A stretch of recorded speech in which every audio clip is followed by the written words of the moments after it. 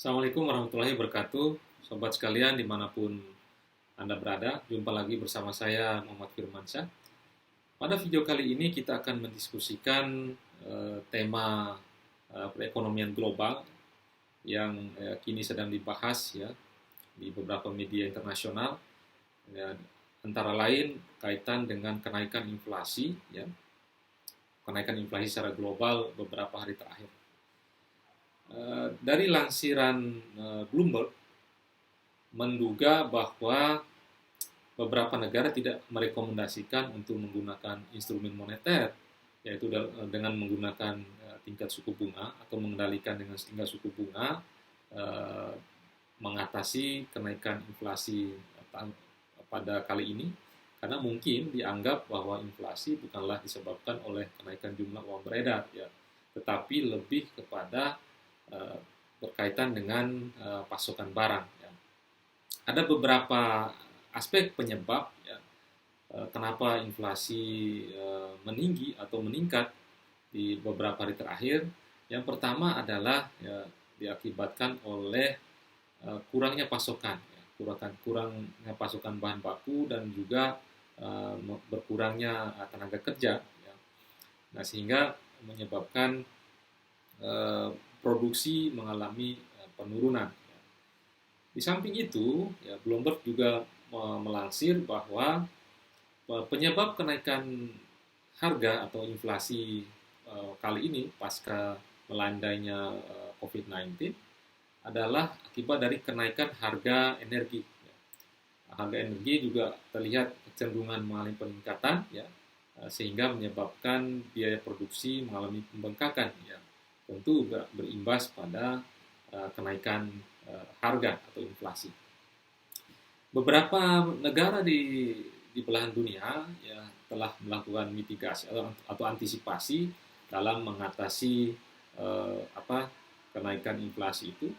Antara lain misalnya di Nigeria itu telah menggelontorkan pinjaman murah untuk petani. Harapannya adalah petani mampu memproduksi atau memenuhi kebutuhan pangan di dalam negeri. Kemudian di samping itu Rusia juga membatasi ekspor gandum, ya, lagi-lagi untuk memastikan bahwa mereka tidak kekurangan untuk kebutuhan dalam negeri. Argentina pun begitu, melarang ekspor daging tahun ini. Nah, pertanyaan kita tentu bagaimana dengan Indonesia? Indonesia saat ini masih sangat tergantung dengan impor, ya. Khususnya beberapa komoditas yang masih menggunakan bahan impor sebagai bahan baku produksinya, ya. Katakanlah misalnya tahu tempe, ya, yang masih mengandalkan kedelai impor untuk produksinya.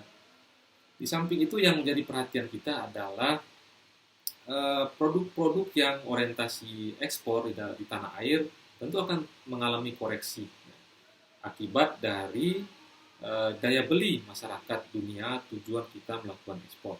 Nah, standarnya memang pemerintah perlu melakukan diversifikasi tujuan ekspor, ya, tapi memang dalam jangka pendek tidak mungkin itu bisa segera dilakukan, ya, karena butuh kajian atau pemahaman mendalam terkait negara-negara yang membutuhkan produk yang kita punya. Nah, tetapi dalam jangka pendek ini, ya, pemerintah memang ya, perlu mengamati pergerakan harga tersebut, dan yang paling utama memastikan bahwa pasokan barang yang di tanah air itu aman untuk beberapa bulan ke depan, ya, kemudian menjamin bahwa imbas dari inflasi global ini tidak terlalu berdampak pada sirkulasi harga di tanah air, ya.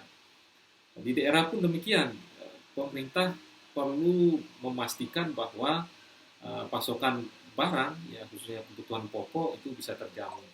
Ya, ini mungkin peran dari Bulog dan TPID, ya, yang memastikan bahwa ekonomi di daerah atau harga atau pasokan produk barang dan jasa masih bisa terjamin, ya, untuk beberapa bulan ke depan. Ya, semoga inflasi yang terjadi secara global di belahan dunia beberapa hari terakhir tidak terlalu berimbas ke dalam negeri. Itu mungkin sobat. Insya Allah kita akan berjumpa lagi pada video selanjutnya. Assalamualaikum warahmatullahi wabarakatuh.